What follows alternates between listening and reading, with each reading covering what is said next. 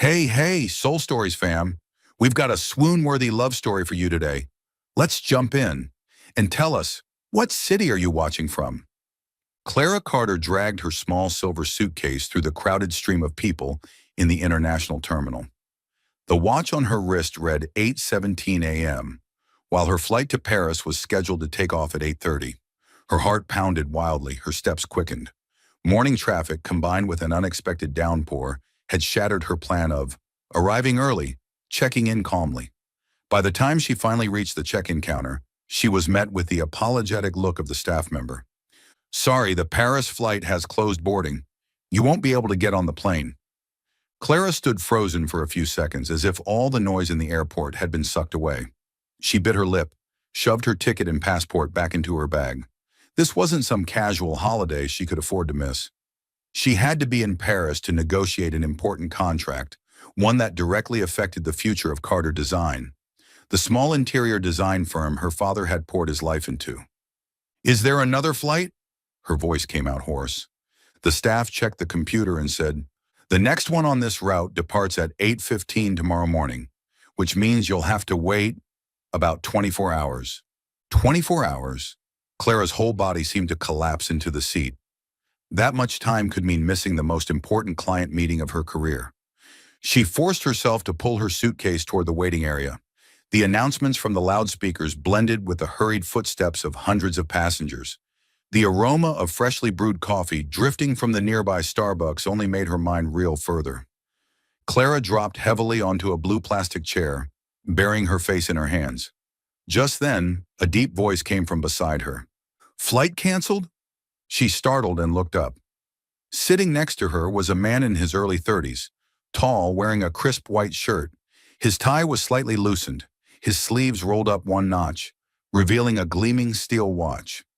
His face was angular with sharp features, but his eyes were calm, as if nothing could shake him. "No," Claire replied, forcing a weary smile. "I missed it."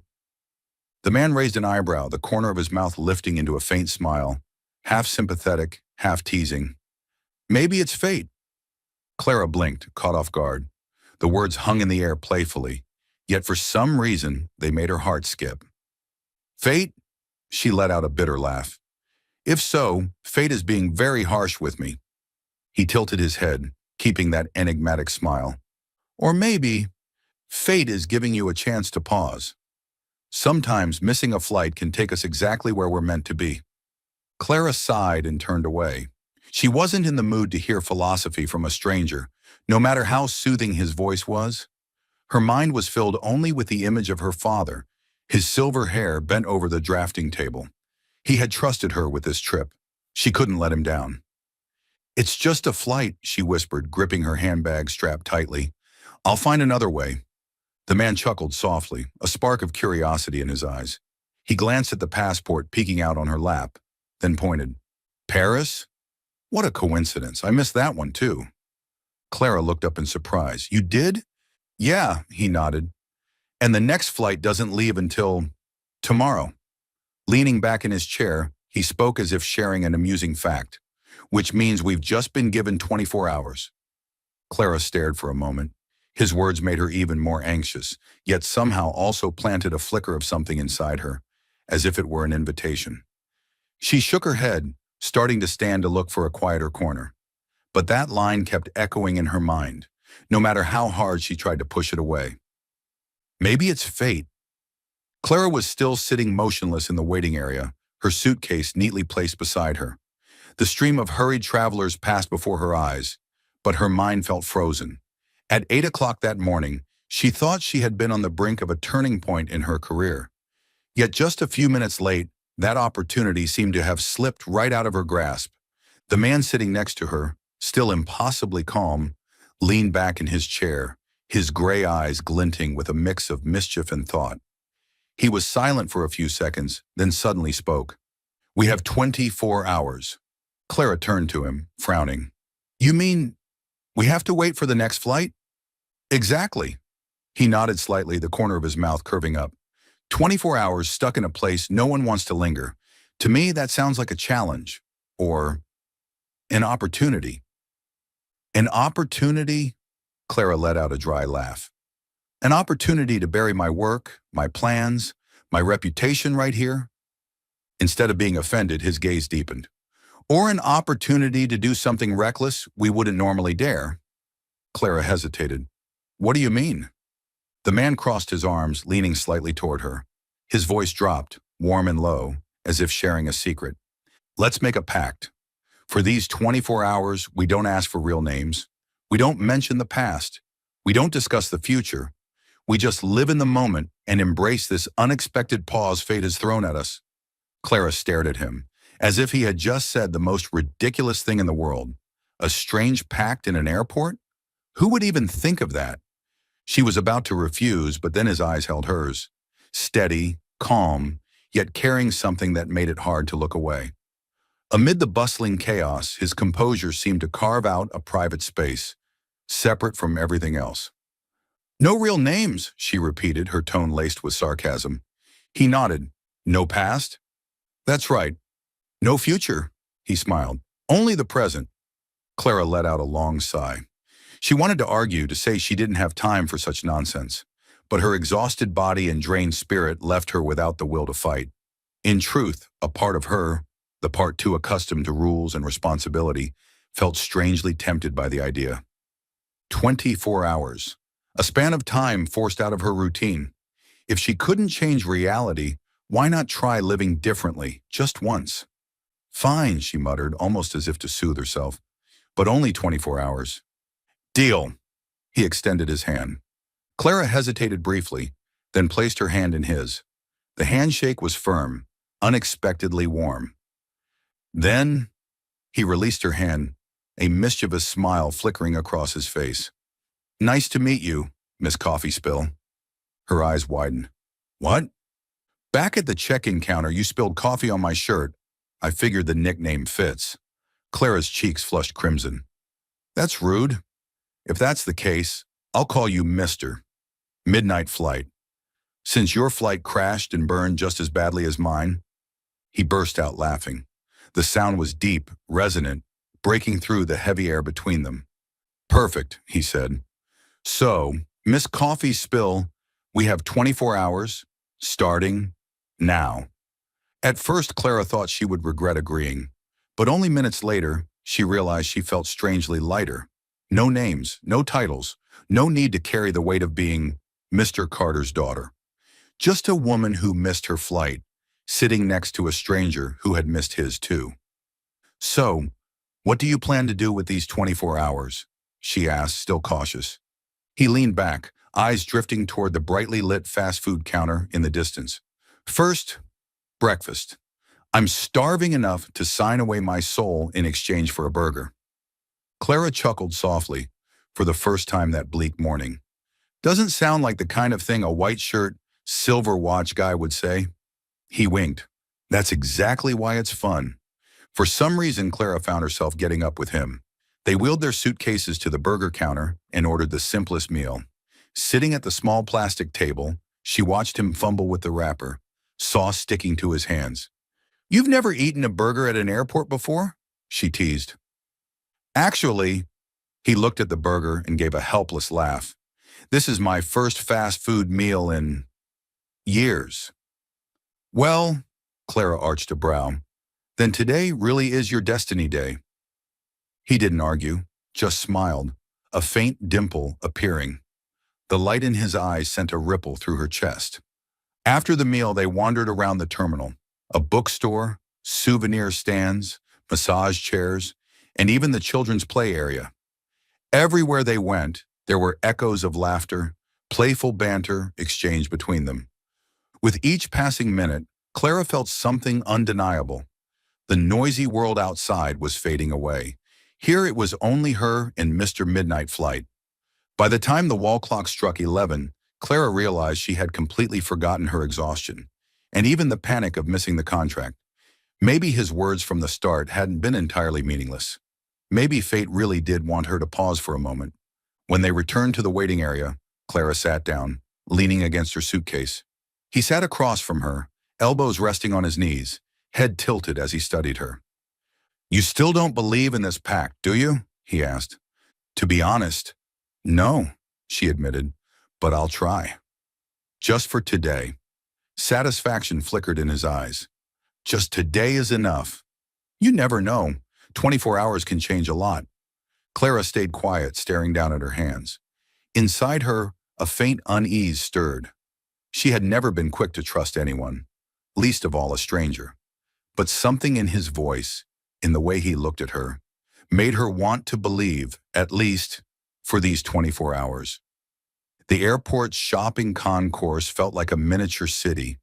Bright white lights, glittering signs, souvenir stands crammed together, the mingled scents of perfume and coffee creating a fragrance that defied description. Clara dragged her silver suitcase while Mr. Midnight Flight walked beside her, occasionally tilting his head to toss out random questions. Ever tried those super intense massage chairs at airports? He asked, nodding toward a row of glossy black seats that looked like giant beetles. They look kind of threatening, Clara laughed. But today is the day of first times, right? Exactly. He extended his hand like a tour guide. After you, Miss Coffee Spill. They picked two seats side by side. Adrian scrolled through the buttons with the concentration of someone about to pilot a spaceship. Clara had just set hers to relax when a violent grr, grr, grr erupted beside her. His chair shook like it wanted to throw him off.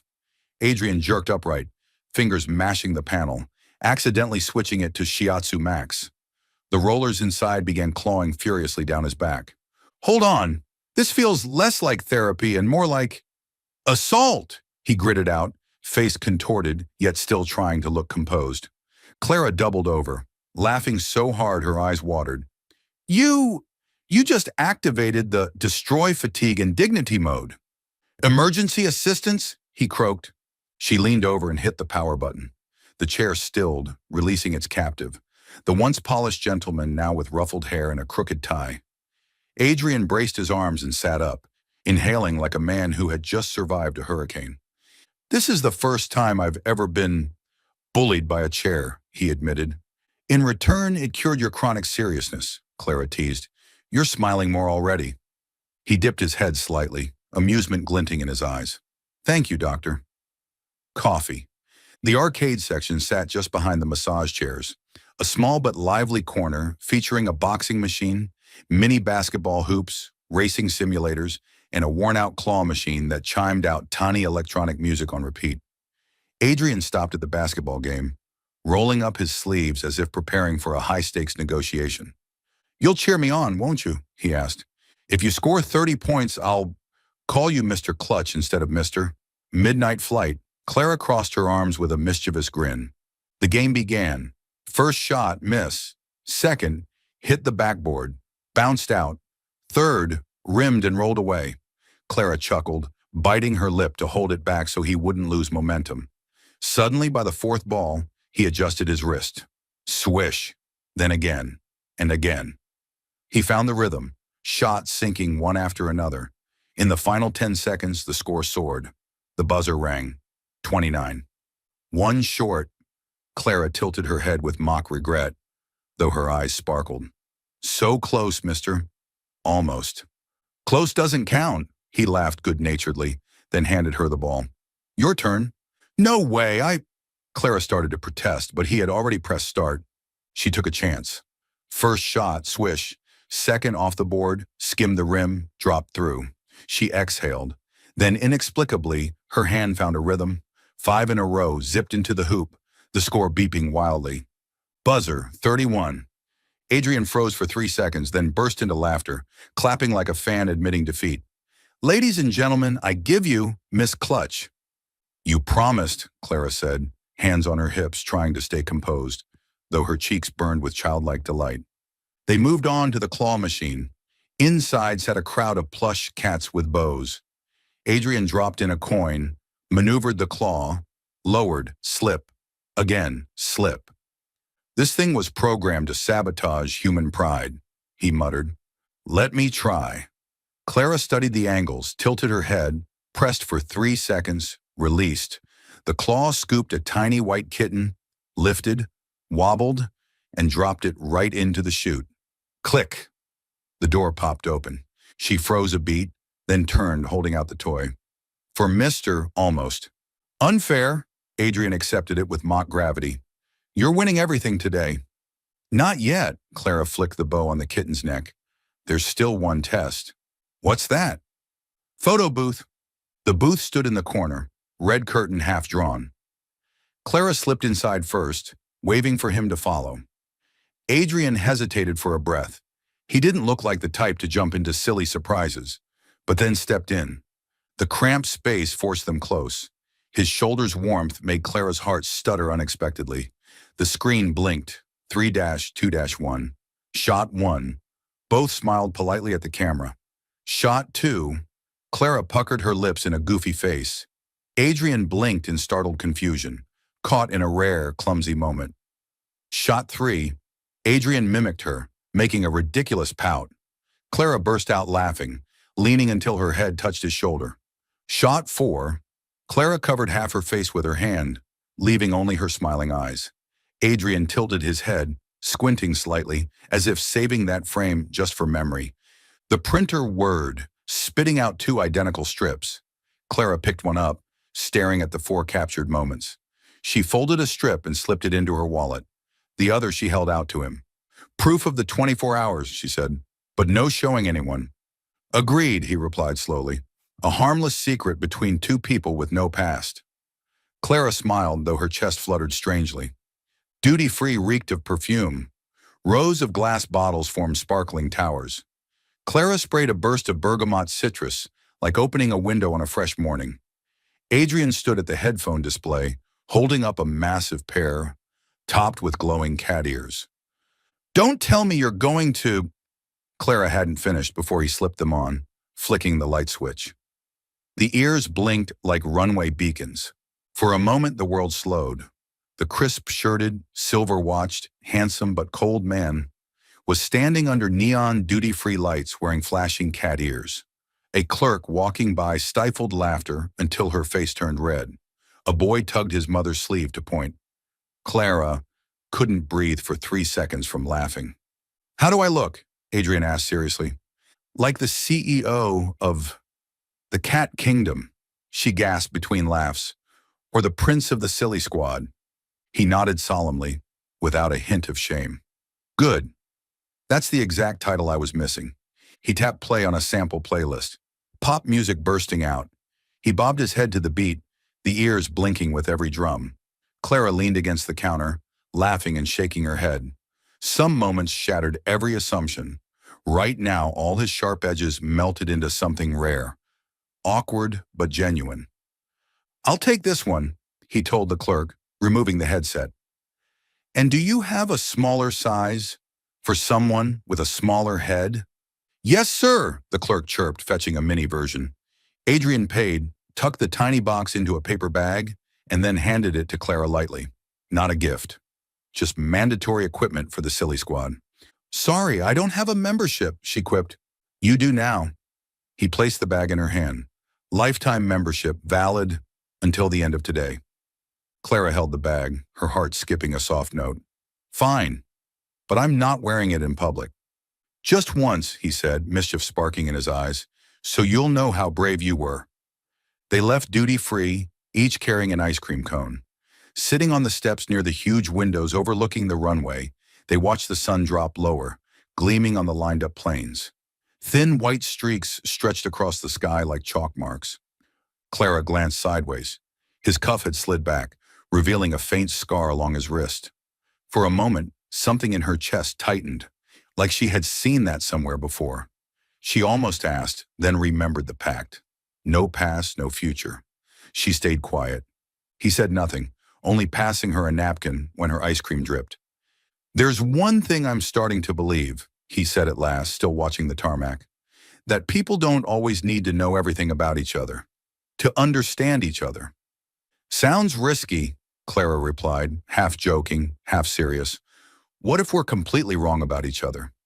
Then we'll be wrong for 24 hours, he said, but right in how this feels. The answer was so simple that Clara couldn't find a reason to argue. She nodded, took another bite of ice cream, the chill on her tongue warming her chest. Before dark, they returned to the photo booth.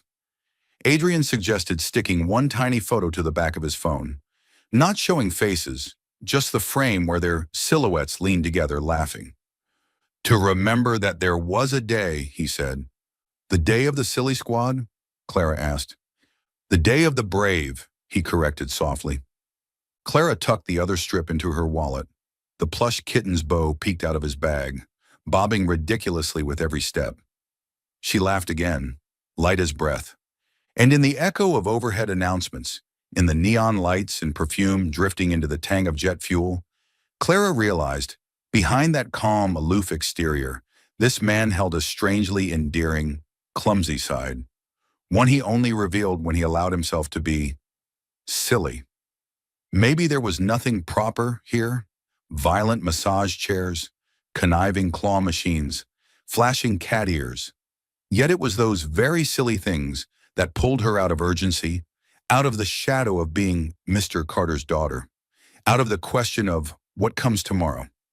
All that remained was the present, and the two of them, two missed passengers, learning how to laugh together. After a long day wandering through every corner of the airport, from food courts to arcades to souvenir shops, darkness finally settled over the entire terminal. The massive glass windows reflected hundreds of neon lights, casting the cold, weary glow unique to places that never sleep. Clara pulled her suitcase along, her eyes scanning the check-in desk of a small airport hotel. The electronic board flashed full room, and she let out a groan. No rooms left? Adrian asked, standing beside her with his hands in his pockets. She shook her head, her voice tinged with defeat. All the hotels inside and around the airport are full. Probably because it's peak season. Adrian was quiet for a few seconds, then spoke softly. Then we have no choice but to stay in the lounge. Clara frowned, lips pursed. In her mind, she pictured cold plastic benches, scattered luggage, the loudspeaker blaring every 15 minutes. The thought of spending the night there made her shiver. But seeing Adrian remain so composed, she didn't want to appear too fragile. Fine, she said. It's just one night. The lounge at night was like a miniature terminal inside the larger one. The lighting was softer, and rows of sofas stretched long. A few travelers were curled up, dozing fitfully, while others typed away on laptops with bleary eyes. They chose a quiet corner by the glass, where they could see the yellow glow spilling onto the runway. Planes sat motionless, their metal bodies gleaming faintly in the moonlight. Clara sank into a seat, placing her suitcase by her legs before leaning back. Her whole body felt drained, her eyelids heavy. Today was insane, she murmured. Adrian sat across from her, elbows resting on his knees. Insane, but not all that bad. She turned to look at him. Under the dim light, his face still carried that steady calm, but it seemed softer somehow. Maybe because today, he hadn't been a man of power, just an accidental companion. Sleep came faster than she expected. Clara propped her chin in her hand, struggling to stay awake, but her head soon nodded. You can sleep for a bit, Adrian said in his low, steady voice. I'm fine. Her words were swallowed by a long yawn. Clara chuckled, then leaned back, letting her eyelids close. Within minutes, her breathing had steadied. Her face relaxed, brown hair falling across her cheek, lips gently pressed together. She looked both exhausted and fragile. Adrian glanced at her, silent. A strange feeling stirred within him, a sense of peace he hadn't known in years. He slipped off his charcoal jacket and draped it gently over her shoulders. The act came so naturally, he didn't even need to think. It's been a long time, he told himself silently, eyes lingering on her sleeping face, since I've wanted to stay beside someone this much. The airport loudspeakers echoed faintly in the distance, announcing late-night flights. Adrian leaned back, head tilted toward the cavernous ceiling. For years, his life had followed the rhythm of deals, numbers, and stocks. Business dinners replaced real conversations. Cold handshakes substituted for warm embraces. And yet in a single day, with one woman who just happened to sit beside him, he had laughed at glowing cat ears, played a pointless claw machine, even accepted being Mr. Almost Those small foolish things had made him feel more alive than any multi-million-dollar deal. Adrian turned his head toward Clara. She shifted slightly in her sleep, clutching the edge of his jacket as if seeking safety. His chest tightened. He wanted to reach out, brush his fingers against hers, but he held back. Instead, he rose, walked to the small cafe counter, bought a cup of hot tea and set it beside her seat. For when she wakes up, he told himself. Back in his chair, he pulled his suitcase closer, settling in. The lounge was unusually quiet. A few keyboard taps echoed, a child cried briefly, and then there was his heartbeat, a rhythm he hadn't noticed in years, suddenly loud and clear. He didn't sleep right away. Instead, he sat there, letting Clara's presence draw him away from the thoughts that usually consumed him. Close to midnight, Clara stirred. She blinked groggily, confused for a moment by the jacket on her shoulders. "You," she whispered sleepily. "Rest," Adrian answered, his voice deep and gentle. "We've got a flight in the morning." She gave a faint, drowsy smile, then closed her eyes again. Adrian turned away, but that small smile lingered like a tiny light, warming the long night. Inside him, a hazy resolve began to take shape. If fate had given him these 24 hours, he would use every minute, not to escape, but to remember that sometimes the most precious things aren't in the plan. And that night at the airport, the night that should have been weary and dull, became one of the most peaceful nights of his life. As the clock hand crept past midnight, the airport thinned like a sheet of wool. The loudspeaker announcements grew sparse, replaced by the whir of a floor scrubber, the occasional roll of suitcase wheels, the distant cry of a child in sleep. The lights shifted to a gentler gold, no longer the blinding glare of daytime. Clara stirred from a restless nap. The charcoal jacket over her shoulders was still warm, and beside her seat sat a cup of tea, no longer steaming hot, but sending up faint wisps like morning mist. She pushed herself upright, her head heavy but her chest strangely light. Adrian sat across from her, leaning back, eyes fixed on the ceiling, as if his thoughts had wandered far. "You haven't slept?" Clara asked softly, careful not to wake anyone nearby. Adrian turned, his smile reaching his eyes. "I've been keeping the ceiling company for an hour," he murmured. "Want to take a walk? Feels like the whole terminal belongs to us." She looked out the window. The runway was silent. A small luggage cart trundled past, trailing a green beam of light. Clara nodded. "Let's go." They rolled their suitcases along, steps light as though afraid to break the fragile calm of the midnight hour. Past rows of empty chairs, past a cafe shuttering its doors, past a bookstore with one corner left open for insomniacs. Clara paused at the postcard rack. Images of night skylines, clock towers, iron bridges, winding rivers. Adrian picked one with a violet sky and a silver contrail cutting through like a single thread. "For the silly squad member," he said, tone playful but eyes serious. "The back stays blank. No names, no dates, just a sign." Clara chuckled. "What kind of sign?" He borrowed a pen from the clerk and sketched a tiny cat ear in the corner. She took the pen, added a miniature coffee drop beside it. They exchanged a glance, both smiling without words. They paid and tucked the card away. They passed through the security gates, now half closed, and entered a corridor lined with black and white photos of travelers from decades past. Shy smiles, waving hands, hard suitcases, and felt hats. Clara lingered at one picture. Two women embracing by a gate, eyes brimming. "Looks like a promise," she whispered. "And like a farewell," Adrian replied. Strange how sometimes the two are the same. They moved on. At the quietest corner stood a prayer room, open 24/7, a small space with wooden floors, plain benches, a vase of fresh flowers, and a few books neatly stacked. No specific symbols, just a place to breathe. They didn't step in, only stood at the threshold, gazing at it like a still pond. Something inside them both settled. "I hate being lied to," Clara said suddenly, voice barely above breath. The words slipped out before she could stop them. Short, simple, enough to be heard. Adrian didn't turn right away. He kept his gaze on the pale light ahead, as if afraid a sudden move might shatter the fragile moment. "I hate losing what matters," he answered slowly, each word placed with care. That was all.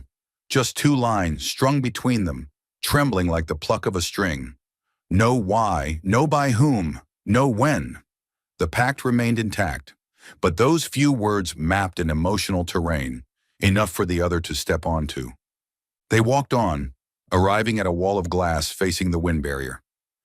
Night air rustled like a distant song. Clara pressed her palm against the cold pane. Adrian stood close enough that she could catch the faint blend of peppermint tea and cologne. "Do you ever wonder," she asked, eyes still on the runway, "if we knew everything beforehand, maybe we'd have chosen differently?" "Yes," he said, "but I also think if we knew everything, we'd miss the gentle surprises. Like today." A maintenance vehicle rumbled past, lights flashing. Clara laughed. "Gentle? The violent massage chair counts as gentle?" "Gentle to my ego," he shrugged. "I learned how to lose at basketball and still be fine." "And the cat ears." "Exactly. Cat ears are a philosophical choice." She burst into laughter, the sound like a spark flicking into the night. The silence that followed softened, not endured, but shared. They stopped at a vending machine. Clara dug for coins and picked butter cookies. Adrian chose bottled water and a pack of mints. As the cookies dropped into the tray, she bent to grab them, his hand close by, the warmth of it brushing her knuckles. She pulled back, not out of embarrassment, but to hold on to the sensation of that fleeting touch. "Some questions," Adrian said, unscrewing the bottle cap, "don't need answers. Just someone standing next to you. Like asking, 'Are you here?'" Clara looked at him. "And the answer is warmth. And distance," he added. "The right kind of distance." Clara broke a cookie in half and offered him a piece. He took it, fingers grazing hers. This time, neither withdrew right away. One beat, then another. They let go only when the echo of the moment had settled. The corridor led to a small observation deck, crowded by day, now empty, but for them. Beyond the glass, strips of lights blinked. The sky was a velvet sheet studded with silver dust. Clara perched on the wooden step, pulling her coat tighter. Adrian sat beside her, not asking if she was cold, only laying a thin scarf from his suitcase across her shoulders. "Sometimes I think," she murmured, "people are like airports, each with arrivals and departures, flashing boards of destinations. And we're just passengers, staring up, waiting for our line to appear." "Maybe," he said, "but tonight we've switched the board off. No ads, no announcements, no updates. Just waiting for dawn." Clara leaned back, eyes half closed. She felt her heartbeat slow and steady. Beside her, she heard Adrian's breathing, long, even, and realized their rhythms were finding each other, like two waves meeting a flat shore, sinking on their own. She opened her eyes and glanced sideways. The faint scar on his wrist caught the nightlight, clear for an instant. She wanted to ask what had left it there, but only pinched the scarf between her fingers. The pact. No past. She smiled, letting go of the question. Somehow not knowing felt like relief, like an exhale. "When I was little," Clara said, keeping her tone light, "I used to watch planes and imagine each one as a story. The window seat was for the brave. The aisle seat was for the warriors." "And the middle seat?" Adrian asked. "For the ones who accept," she replied. "Accept being wedged between two worlds, but still sleep soundly." "What about us?" "We're sitting on the wooden steps at the gate of a story that hasn't been named yet." He tilted his head, considering. "Temporary title, Questions Without Answers." Clara smiled. "Sounds right." When they returned to the lounge, the clock neared 3. The terminal seemed to breathe deeper. A few new passengers arrived, carrying the chill with them. Clara sat, pulled out the postcard, stared at the tiny cat ear and coffee drop in the corner. Borrowing a pen from the desk, she drew a thin line through them, like a miniature contrail across the sky. "A flight path," she explained. "No destination?" Adrian asked. "Not yet." Later, she smiled. "For now, it's enough to know. We're flying." He nodded as though understanding something deeply personal. "All right. Then we'll fly until morning." Clara folded the card and slipped it into her wallet. She leaned back, eyelids growing heavy. Before sleep claimed her, she felt the faint tug of the jacket being pulled snug over her shoulders. No words, no question of, "Are you cold?" But she knew. And in the seat across, Adrian wasn't thinking about meetings, spreadsheets, or deals. He only listened to the rhythm of her breathing, telling himself, without words, that silence had never felt so full. That in a place built for departures and reunions, there had been one night they chose simply to stay, just to let their hearts keep time, just to wait for dawn. Still following the story? If this found you outside Soul Stories, welcome home. Comment below, what story do you want to hear next? Before sunrise, the airport seemed to hold its breath. A pale blue-gray light swept thinly across the glass ceiling, rows of long seats darkening into quiet striped lines. The hum of floor polishers had stopped, replaced by the soft ignition of baggage carts, their tires gliding over tiles like a ritual to wake the runway. Clara opened her eyes as the first beam of light slid across her cheek. The charcoal jacket still covered her shoulders, and beside her was a fresh cup of mint tea. Warm, not the one she had left unfinished at midnight. Adrian sat across from her, holding two paper cups, the word mint scribbled on the lids in marker. He dipped his head in a silent good morning. Clara found herself smiling. Just that nod was enough to take the bitterness out of a missed flight. "Want to see it from the glass?" he whispered. "The sunrise is here." They gathered their things, wheeling suitcases past rows of drowsy travelers. At the wide glass wall facing the runway, dawn spread in soft orange hues. The sun, round and tentative, was climbing over the hangar's edge. The thin clouds lit up like blotting paper soaked in color. They chose a bench by the glass. The chill seeped through the backrest but didn't sting. Outside, the ground crew began their ritual. Flag signals, hose attachments, cables drawn, all with the precision of choreography. "Coffee wakes you up," Adrian said, then caught himself. "Sorry, mint tea wakes you up." "Mint works too," Clara replied, cupping her hands around the cup, warming her fingers. "Maybe mint is gentler." They sat in silence, watching the light intensify. The speakers crackled with a muffled early flight announcement, then fell quiet. On the glass, their shadows overlapped, blurred between streaks of orange and gray. Clara instinctively pressed her palm to the window's cold surface. A warmer hand touched alongside hers, not covering but aligned, finger to finger. It felt like a perfectly framed photograph, enough space not to suffocate, close enough to feel her heartbeat shift. "Do you like sunrises?" Adrian asked, eyes on the horizon. "Not before," Clara admitted. Sunrise meant work shifts, meetings, responsibilities. She inhaled, mint tingling at the back of her tongue. "But today, it just feels like light. A kind of beginning, too," he said. "Not of schedules, but of courage." She glanced at him, half smiling. "Since when did you learn to say things that leave people speechless?" "Since yesterday," he answered, straight-faced. "When I wore cat ears." Clara burst out laughing, the sounds scattering like a sunbeam.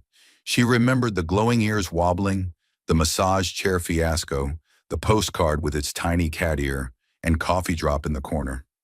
Those small things had woven into a thin thread now binding this morning together.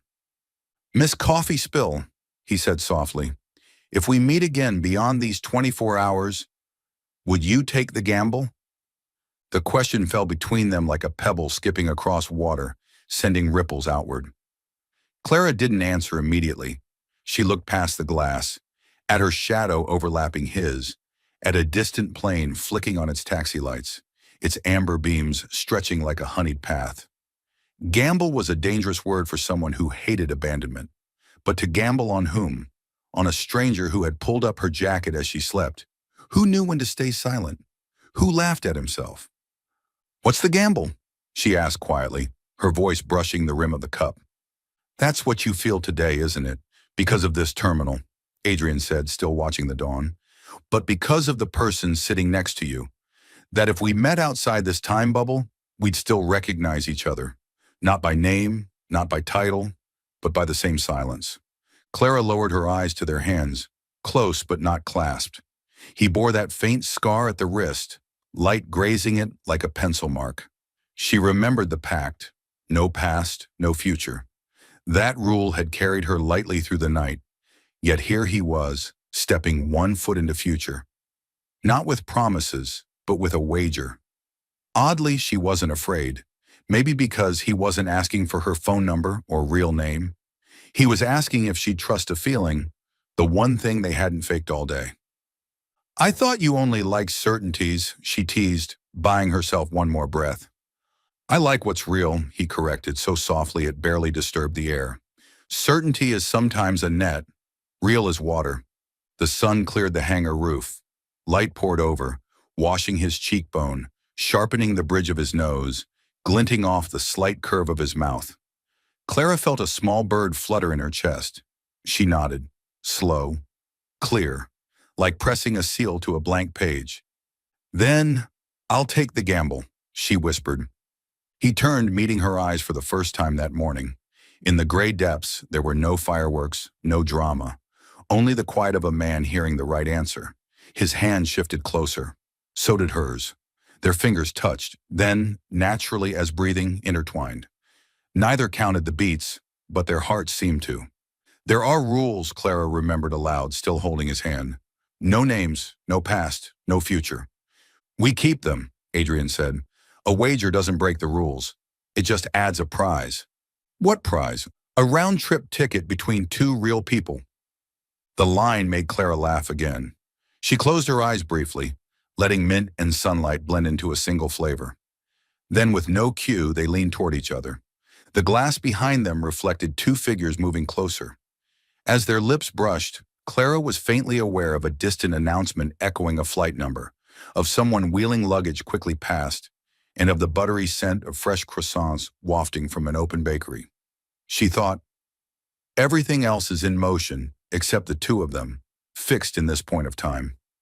The first kiss came as lightly as the sun sliding over a seat edge. Not urgent, not rehearsed, not cinematic. Just a touch, enough to realize their mouths had been smiling all along. His lips were cool with mint. Hers tasted of weak tea and the last trace of butter cookies from the night before. It was enough to remember. When they parted, neither rushed to speak. They looked at each other for a beat. Then both laughed as the loudspeaker intruded. Passengers on flight 645, please. Like being caught in the act. Their eyes followed a couple dragging a yawning child past. Life intruded, but didn't shrink the moment. It framed it. Fresh croissants, Adrian pointed toward the bakery. Shall we call that kiss? Buttermint flavor? Sounds like a failed perfume, Clara chuckled, eyes still gleaming. But fine. Just for today. They rose, still hand in hand. After a few steps, they awkwardly let go, like school kids sneaking in the hall. Adrian bought 2 croissants while Clara pulled out the postcard from her wallet and with a borrowed marker, drew a thin new curve across the cat ear and coffee drop. A new flight path. What's this? He asked. The route of buttermint flavor, she answered, cheeks pink. Back at the bench, they split the pastries. Butter melted warm on her tongue, rich enough to sting her eyes. She dared not think about noon or tonight. She let herself think only of this. There had been a morning in an unnamed airport when 2 missed passengers kissed at sunrise, and that was enough to rename a part of her. Are you afraid? Adrian asked suddenly. Of what? Of the gamble. Clara chewed slowly, then shook her head. I'm afraid of being left behind, she admitted. But I'm not afraid of saying yes to something. That makes me feel I'm in the right place. Then, he murmured, we'll meet on the other side of 24 hours. No time, no place, she reminded. Only courage, he said with a smile. Outside, a plane rolled onto the runway, lights blinking slowly like winks. Its shadow swept across the glass, sliding over 2 faces still warm from their first kiss. Clara followed it with her eyes, her heart untroubled. She didn't know his real name, his job, his address, knew nothing except how he listened, how he pulled up her jacket, how he asked a question that made her want to nod. All right, she said again, like pressing another seal. I'll gamble. And that morning, amid the rumble of suitcases and the scent of hot butter, they sat by the glass, hands nearly touching, as the minutes passed like thin slices of bread. The sun climbed higher, tinting the world in a tender gold. 2 missed passengers with a mint-flavored kiss had signed a wordless pact. If fate willed it, let it carry them onward from this pause. Paris light was unlike anywhere else. The early sky was bright and clear, yet Clara's heart felt heavy. She hurried down the hotel corridor, clutching a thick folder of documents. Breakfast had been nothing more than a rushed cup of coffee. Her stomach was so tight with nerves that everything tasted bland. Today, Carter Design, the small firm her father had spent his life building, was facing the most important meeting in its history. "Remember, sweetheart," her father had said on the phone from New York the night before, his voice trembling faintly, but his eyes full of trust. "We cannot let Carter Design be swallowed. You are my hope." That sentence made every step she took now feel weighed down with stone. The meeting room was on the hotel's top floor, sunlight streaming through a glass ceiling onto the long wooden table. Carter Design's representatives were already seated, tension etched on their faces. At the head of the table, the large screen lit up with the logo of the corporation they would be negotiating with. Clara's breath stalled for a beat. That logo, silver stylized B on a black background, was too familiar. Blackwood Group. Her blood seemed to run backward. Blackwood was one of the world's largest real estate and interior design conglomerates, infamous for cold-blooded acquisitions, and its CEO. The conference room doors swung open. A tall man walked in, clad in a fitted black suit, his tie perfectly knotted, dark hair neatly styled, gray eyes steady but carrying a force that seemed to weigh down the entire room. Adrian Blackwood. The world is split in two. The image of him in glowing cat ears at duty-free, fumbling with a massage chair, their hands touching against airport glass at sunrise, all overlapped with the cold, commanding figure before her now. Clara's grip on the folder tightened, her nails digging into the cardboard. "No, it can't be," she whispered. Adrian's gaze swept the table and landed on hers. For a fleeting moment, something flickered at the corner of his mouth. But then came the familiar, impassive mask of a CEO. He sat at the head of the table, opened his laptop, and spoke in a steady baritone. "Let's begin." The negotiations were tense. Blackwood's advisors laid down rigid terms, acquiring Carter Design, retaining certain projects, but all control would fall under Blackwood. Her father, appearing via video call, remained silent, his aged eyes filled with worry. Clara steadied her voice as she argued. "Carter Design is not just a company. It's a family brand, a legacy built over 30 years. If it's simply absorbed, all of that spirit disappears." Adrian listened, his expression softening for a brief second before hardening again. He didn't refute her directly, only said, "Blackwood Group respects that value, but to survive, Carter needs a bigger roof over its head." A roof. The word sounded like a promise, yet cold as a verdict. Clara bit her lip, her chest aching. He was the fated man she had kissed at dawn, and the same man who could destroy her family's future. At that moment, the doors opened again. Another man entered, wearing a sharp suit and smiling like a blade. Richard Grant, the CEO of a longtime rival design firm. "Apologies for being late," Richard said, though his eyes lit with interest when they landed on Clara. He pulled out a chair and laid a folder on the table. "I brought some interesting news from this morning's press." The room fell into silence. Richard slid out several newspapers. On the front page was a blurry but recognizable photo. Adrian and Clara sitting side by side at the airport's glass wall, teacups in hand, with the sunrise glowing behind them. The bold headline read, "Blackwood CEO stages 24-hour airport game to woo Carter heiress. Charm tactic before takeover?" Clara froze. Whispers broke out around the table. Several representatives leaned in, eyes full of suspicion toward her. On the screen, her father furrowed his brows in pain. Richard smirked, voice sugar-sweet but cutting. "How clever, isn't it? Crafting a so-called fated encounter, building trust, then smoothly swallowing Carter Design. A perfect psychological game." Clara's hands trembled. The sweet memories of those 24 hours, silly laughter, claw machine prizes, a kiss at sunrise, suddenly warped into evidence of a premeditated scheme. She turned to Adrian, tears brimming in her eyes. "Is it true?" Adrian opened his mouth, ready to speak, but Richard cut in. "Of course, he'll deny it." But think, why would a CEO as busy as Adrian Blackwood waste an entire night at an airport with a stranger? The air grew suffocating. All eyes pinned Adrian. He met Clara's gaze, gray eyes torn. No, it's not like that. You have to believe me. But in her dazed panic, Clara's heart split apart. She shot to her feet, the chair screeching. You deceived me, she choked. Everything was just a game. The room fell silent. Only Richard sat there, his wicked smile widening, while Clara clutched her folder to her chest and stormed out. The door slammed behind her, leaving Adrian alone in the swell of suspicion and whispers rising like a storm tide. Out in the corridor, Clara's vision blurred with tears. They slid freely, and she didn't bother to wipe them away. What hurt most wasn't the threat of losing the company, but the thought that those 24 beautiful hours had been nothing but a stage, and she, the naive lead in someone else's play. She quickened her pace, leaving behind the Paris sunlight streaming through the glass, light that no longer held warmth for her. The news spread like wildfire. By that afternoon, industry outlets across the board were plastered with the same clandestine photo. Adrian Blackwood and Clara Carter by the airport glass wall, dawn behind them, the two seemingly smiling at each other. The sensational headline appeared everywhere. Blackwood CEO's love game, Carter heiress becomes prey in takeover deal. Each word stabbed Clara's heart like a knife. She sat frozen in her hotel room, her phone lighting up with countless messages.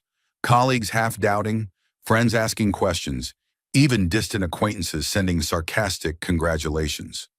She switched the phone off, clenching her hands tightly. Every sweet memory of those 24 hours, the clumsy laughter when he wore cat ears, the warmth of his jacket over her shoulders, their sunrise kiss, now twisted into fragments of a cruel script. So I was just a pawn, she whispered, voice breaking. The door burst open.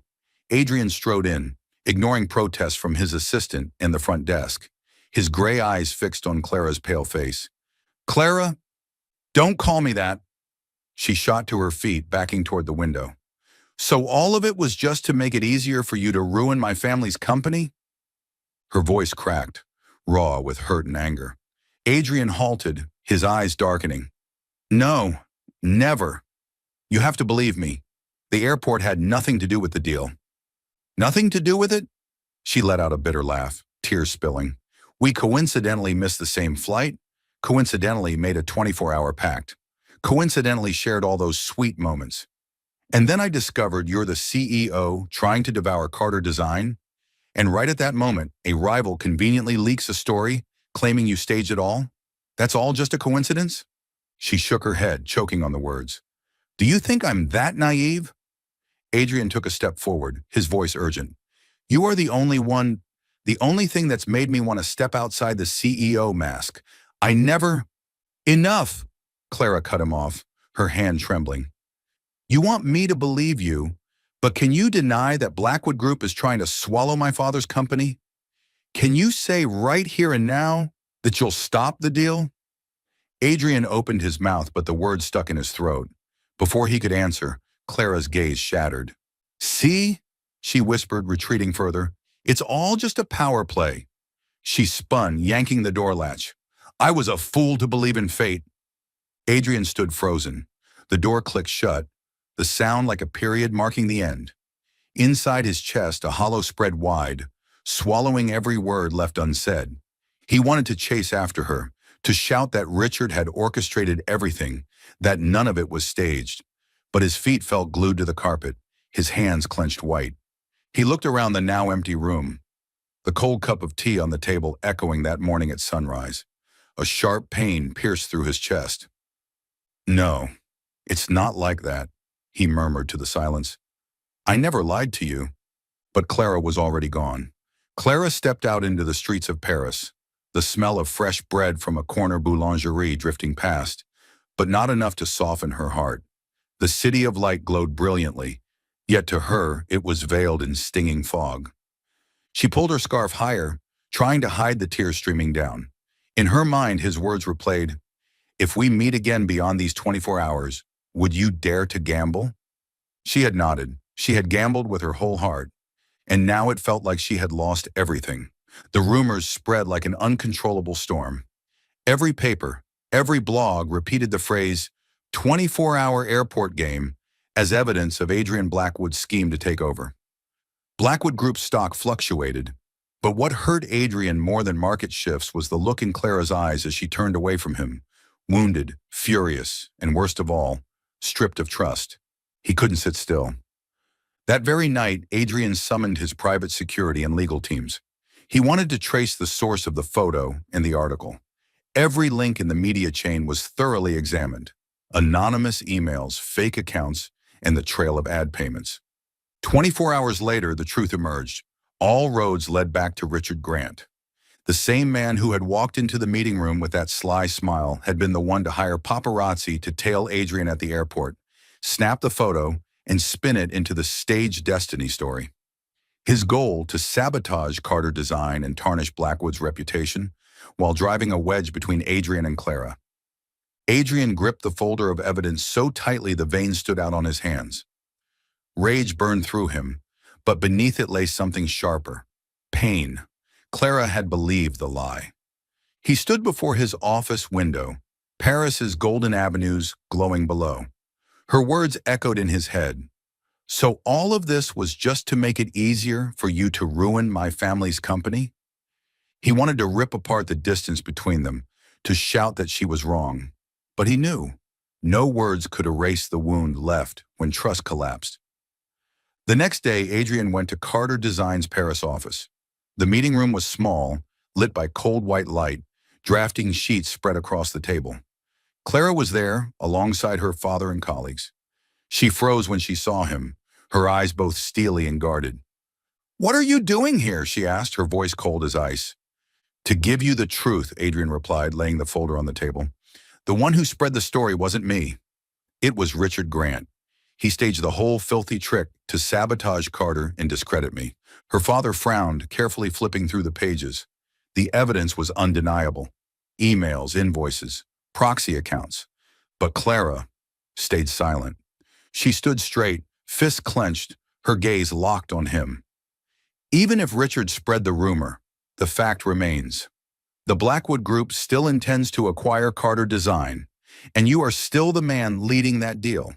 "I never wanted to destroy Carter," Adrian said, stepping closer, his voice tightening. "I want to partner. I want to preserve the value your father built. Clara, you have to believe." "Believe?" She let out a hollow laugh, tears brimming in her eyes. "I did believe. I gambled on you, and what I got back was humiliation in front of my family and colleagues." "No!" Adrian's voice cracked with desperation. "What happened at the airport? It was real. Every laugh, every minute beside you, that kiss. None of it was a performance." The room grew thick with silence. Colleagues quietly slipped out, leaving only the three of them. Her father laid a hand on her shoulder, but Clara brushed it aside, her eyes never leaving Adrian. "You say it was real," she whispered, "but my family is standing on the edge. If you truly care about me, why can't you stop the takeover right now?" Adrian froze. He could do it. Call it off. Lose hundreds of millions. Face shareholder fury. But if he did, would Clara truly believe his feelings? Or would she think it was just another ploy to win her back? His silence lasted a heartbeat too long, and that silence broke Clara's heart all over again. She shook her head, turning away. "See? I can't trust you." "Clara," Adrian rasped. He stepped forward as if to reach for her hand, but the space between them stretched impossibly wide. She turned back, eyes red. "Let me protect my company. Don't interfere anymore. Between us, it's over." As Clara left, the white lights washed down on her thin shoulders, making her look smaller than ever. Adrian stood rooted, his hands limp, his chest gripped as though by an iron fist. He had uncovered the truth, proven his innocence. Yet the one thing he lost was the only thing that mattered: her trust. His heart tore in two. On one side, the cold reason of a CEO. On the other hand, the woman who had made him believe in fate. He knew if he didn't find a way, he would lose her forever. And for Adrian Blackwood, that was something he could never accept. The hall was packed with reporters. On stage, Richard Grant stood tall, his face triumphant. Before him, cameras whirred nonstop, flashes exploding like fireworks. "Ladies and gentlemen," Richard began, his voice booming like a prosecutor's, "I am here today to expose the true faces of Carter Design and Blackwood Group." He lifted a photograph. It showed Clara and Adrian sitting by the airport glass, dawn light framing them, their hands nearly touching. Enlarged behind him, bold red letters read, "24-hour love, a billion-dollar deal." Richard's cold smile cut through the silence. Carter Design was once the legacy of Mr. Carter. But now, because of a fleeting romance, young Clara Carter has naively handed it over to Adrian Blackwood. A girl who places blind love above her father's legacy. How can such a company still deserve your trust? The room erupted with whispers. Many eyes turned toward Clara, seated quietly in the front row, full of pity and doubt. Her heart clenched, each of Richard's words carved into her dignity and into her father's name. "No," Clara whispered, but her voice was drowned in the noise.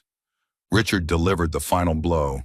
"If Blackwood Group is allowed to swallow Carter Design, you will all witness a tragedy. 30 years of legacy destroyed, and the culprit none other than a girl weakened by blind love." The doors of the hall swung open. Adrian strode in, tall, straight, the golden light sharpening the steel of his face. His presence silenced the room for a heartbeat.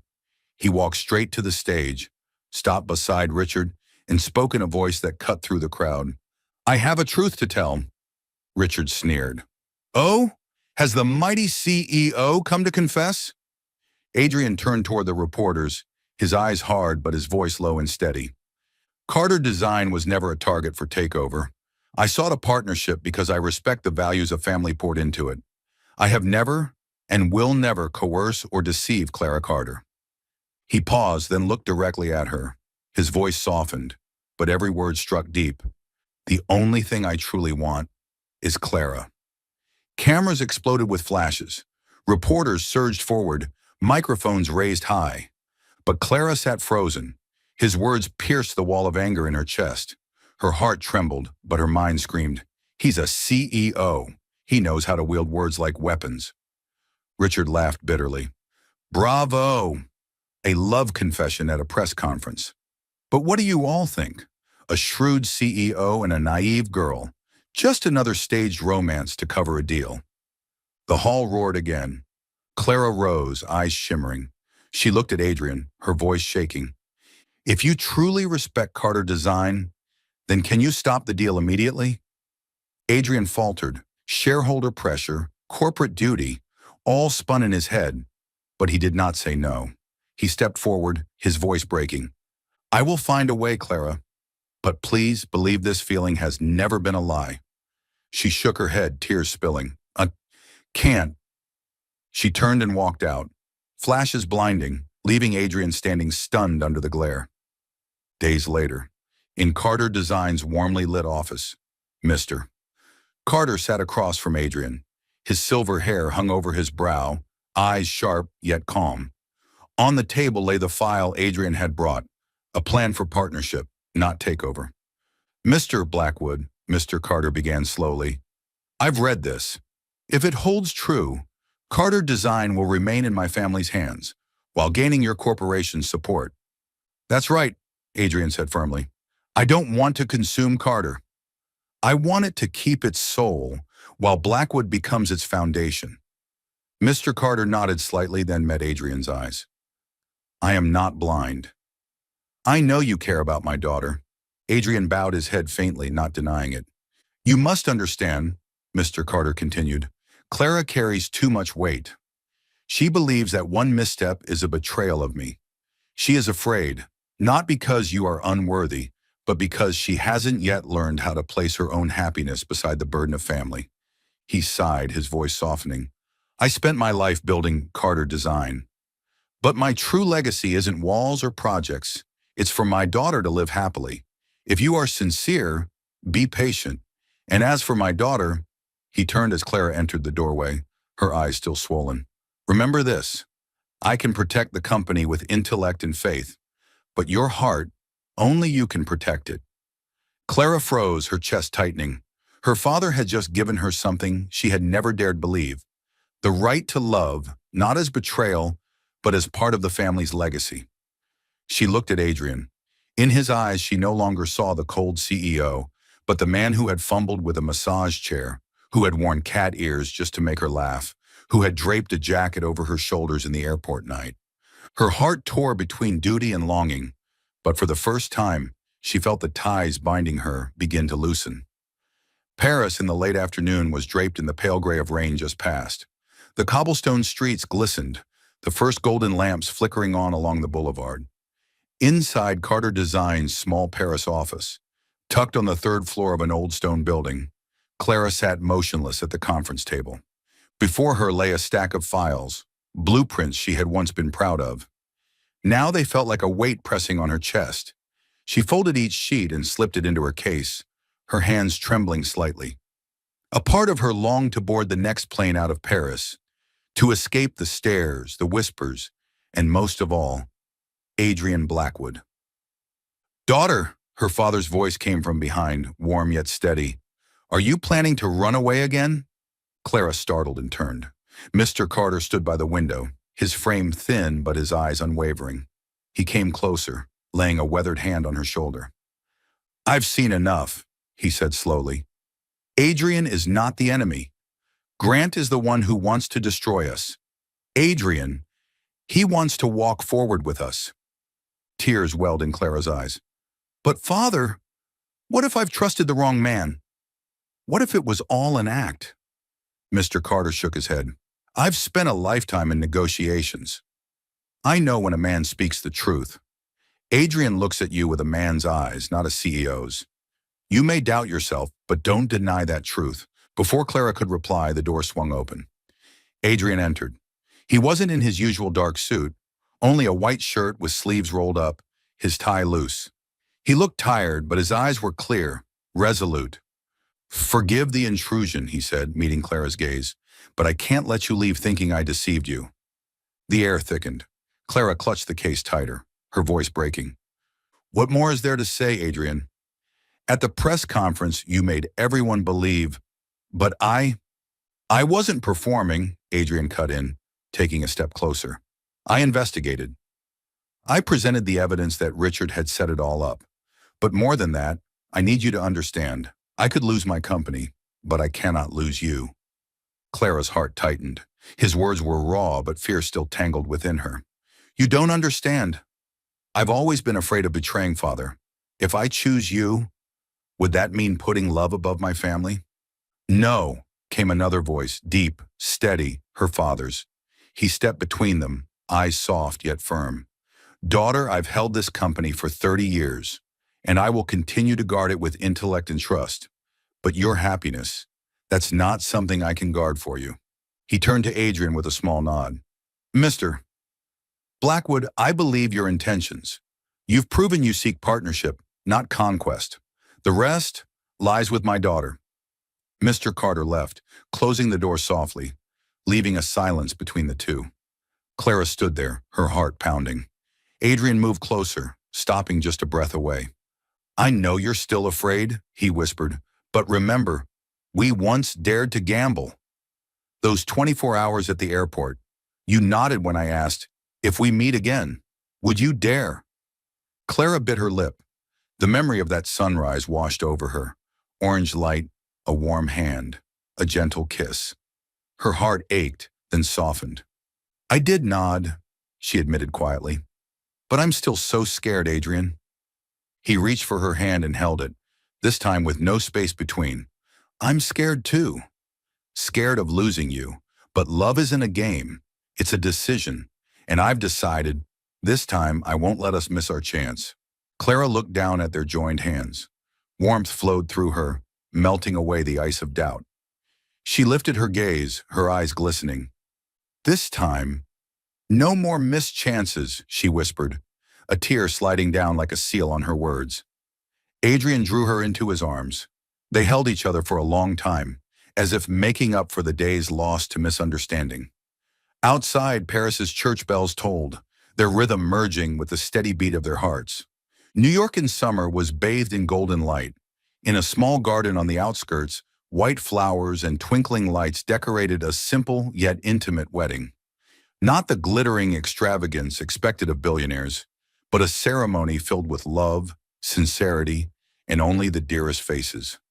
After months of storms, Carter Design stood firm, now a strategic partner of Blackwood Group. Adrian kept his promise. No takeover, no erasure of legacy, only growth side by side.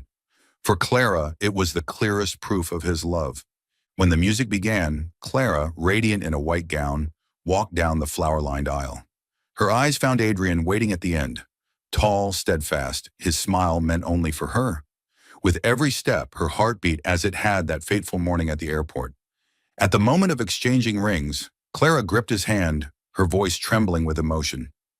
The flight I missed that day was the one that led me to the right man. Adrian tightened his hold, eyes shining beneath the lights. He leaned down to kiss her, a kiss as long as a vow. No more temporary 24 hours. This is forever. Applause erupted. As the chapel doors opened, they stepped outside just as fireworks lit up the New York sky. The brilliant bursts reflected in their eyes, framing their joyous smiles. Amid the cheers of friends and family, Adrian bent and whispered in his wife's ear, "This time, there's no flight to miss. Only us, and the journey of a lifetime." Clara rested her head on his shoulder, smiling. Deep inside, she knew. Fate had once made her miss a flight, only to bring her to a love she would never lose again.